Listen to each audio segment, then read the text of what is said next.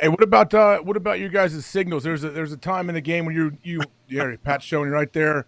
You might have been little bit upset. Obviously, great teammate, great leader. You guys like dapped it up right after that. What's going on with your hand signal or like all your signals? How do you do that? Are you the only one that knows what's going on? They wrote up. They wrote a lot about this. They That's wrote what a Pat lot. Let me said. just tell you. Let me tell you. I was made aware of that article. It is by far the dumbest nothing burger article that I've read in the entire season. I won't say in my career because I mean last year there were some of the dumbest articles you possibly imagine. I can't. I don't know if you ever topped the COVID to a Wall Street Journal, but this was the dumbest article of the year by far. Bro, how about when you put your so much- pinky toe as the? Oh yeah.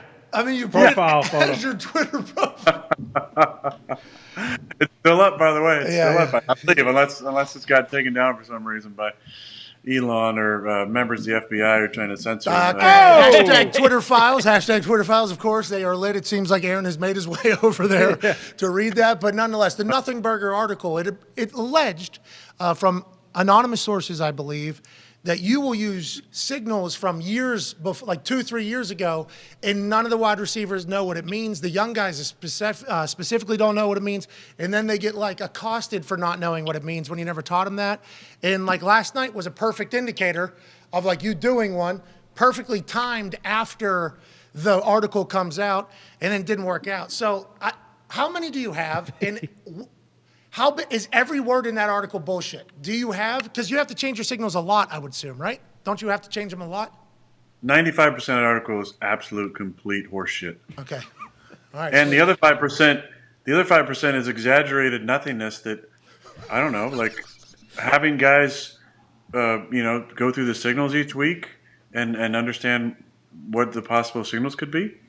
So the way we do it now is that Jordan makes up a list of the signals that we're going to have that week that are possible, and then he calls. I've allowed him to do this. I used to do this when I was a backup as well, and he calls like 3 or 4 guys up there to go through, and he picks on one of them. Hey, what's the signal for this? What's the signal for this?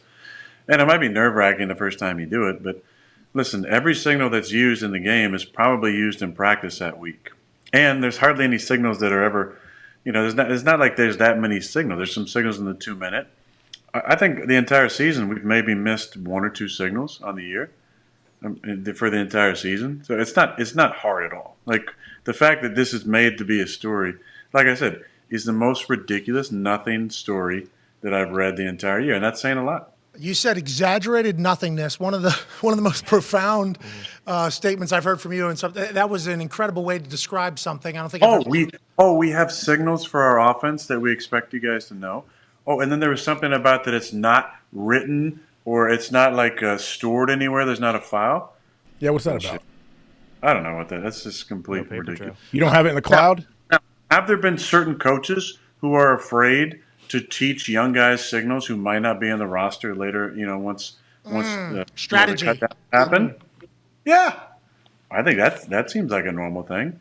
But are the signals used throughout training camp, throughout the preseason, throughout the week in practice? Yeah. Are they difficult? No. I was told. The absolute nothing story. Shout out to Gumpy. I was told that you were stubborn and arrogant and cocky and standoffish. You got Jordan Love leading these meetings? Like, how come that didn't show up in the article? Jordan Love's the one that is actually doing it. But yeah, let's bury Aaron. I'm happy to hear you got to defend yourself there, obviously. We try to make that happen every single week because you're one of the most interesting. I'm not sensitive about it all. But if there's a nothing story that needs to be brought, that is literally one of the dumbest stories I've read since the Wall Street Journal story, which is saying a lot. It really is saying a lot. A lot of things have been wrote since then. Can we go back to that play? Because I feel like you didn't even know he wasn't looking at you until the ball hits the ground. Because you give the signal, and then it's like such a quick throw for you. Were you looking at the defense and you saw a touchdown? Like right here. You're not even looking at him yet, I don't think. Then the ball hits the ground. Then you're like, oh, fuck. Do you check out what the possibility is of him scoring while that ball is in the air? You just assume the ball is completed, and then you didn't even know he didn't get the signal until the ball hits the ground there? I assumed like right there, if he paused it, that he was going to turn around real quick and catch him. Got it. That was basically what he was supposed to do. But